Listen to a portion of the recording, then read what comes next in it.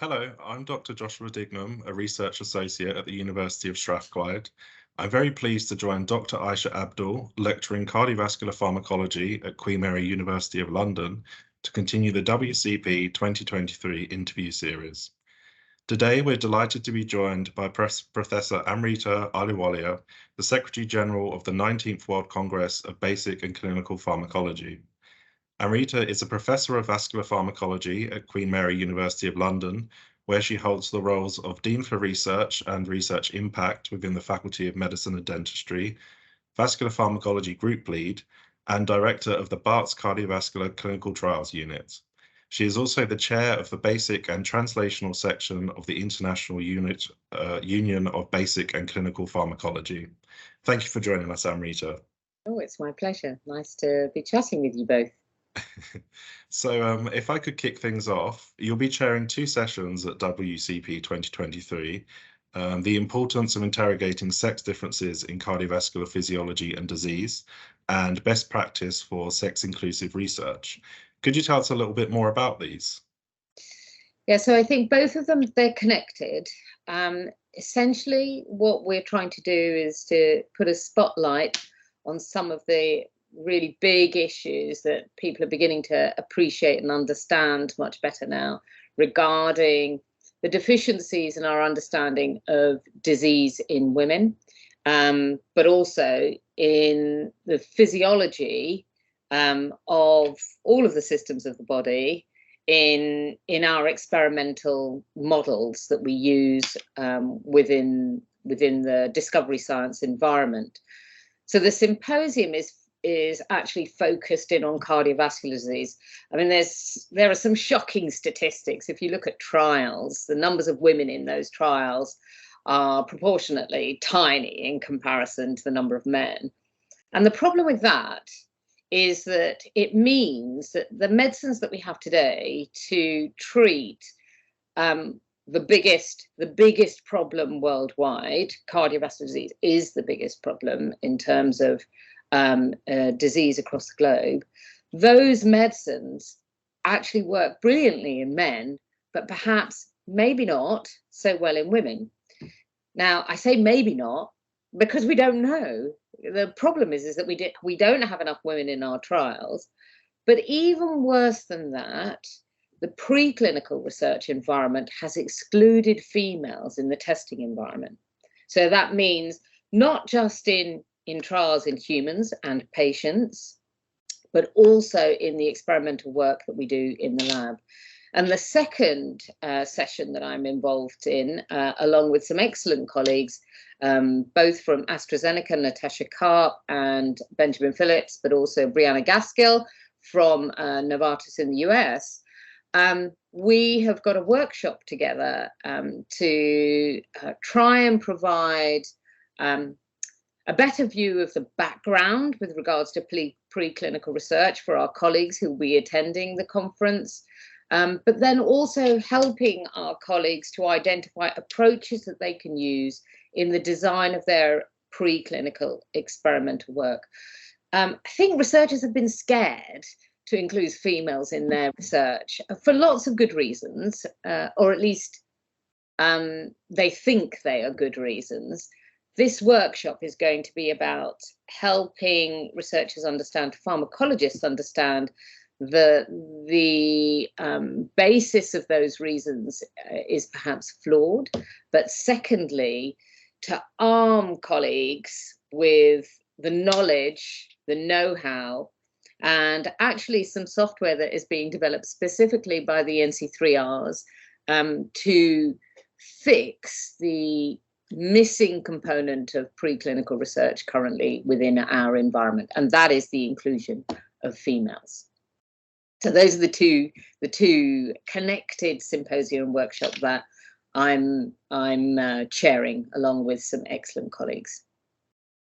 They sound like they're going to be very informative sessions, and also very timely, considering many funding bodies are now moving towards requiring new projects to consider sex as a biological variable. So my next question may be a difficult one for the Secretary General, but are there any other sessions that you are particularly looking forward to at WCP? Oh my goodness, I could wax lyrical. So I think I've watched some of the interviews that you've done with others, and of course the keynotes are fantastic. I would say that.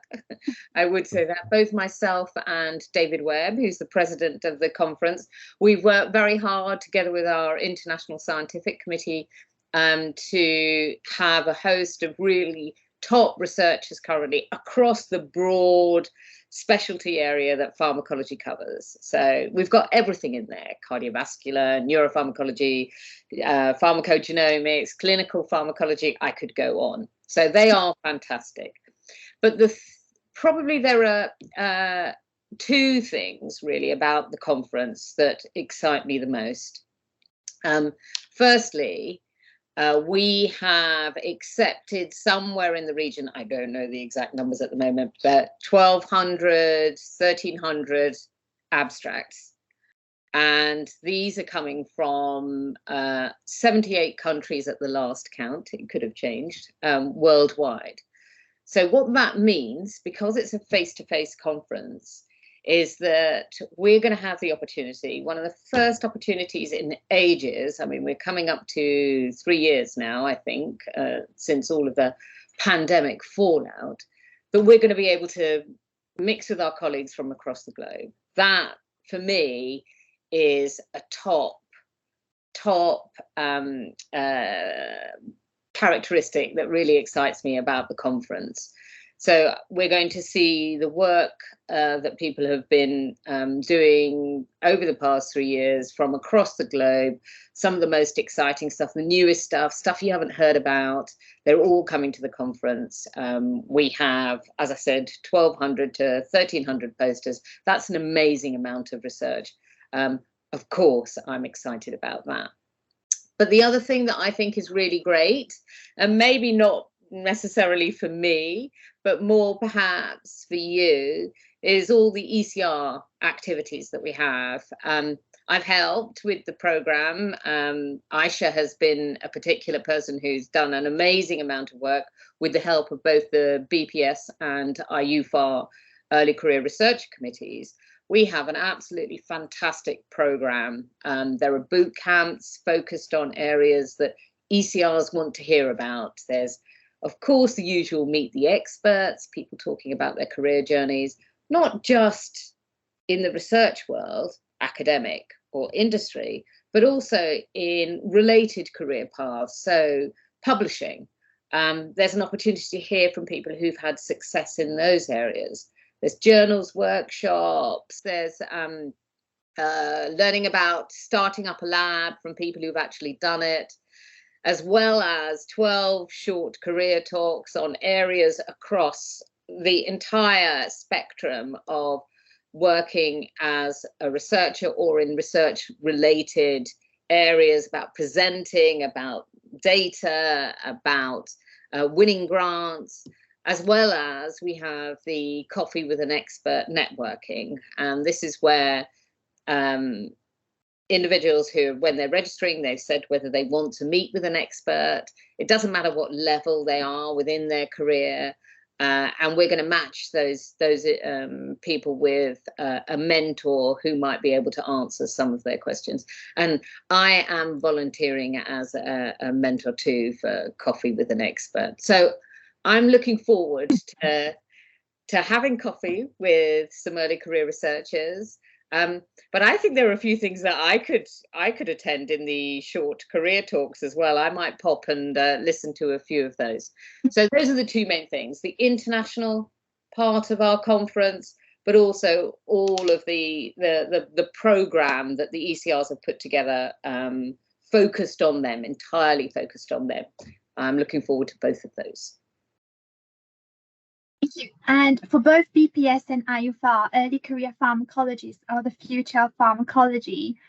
Do you have one advice for students or ECR who are coming to WCP 2023?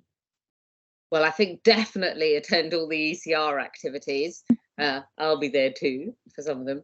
And take advantage of the Coffee with an Expert. I think that's it's an informal setting, no training required.